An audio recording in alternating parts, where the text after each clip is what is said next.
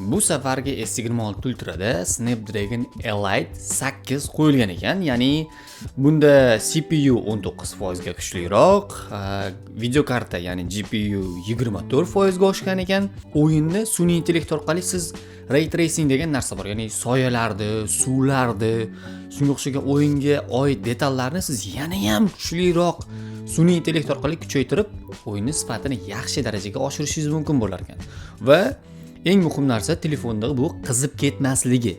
Aynan o'shani oldini olgan holda bular vapor chamber degan sovutish tizimi orqali telefonni qizib ketmasligini oldini olish bo'yicha texnologiya ham o'ylab topishgan ekan. Aynan o'sha S26 Ultra'ning ichida shunaqa texnologiya qo'yilibdi. Aytgancha, endi bu telefonda ultra fast zaryadlash imkoni bo'lar ekan. Ya'ni siz yarim soatda 75% telefonni tezda quvvatlab olishingiz mumkin bo'lar.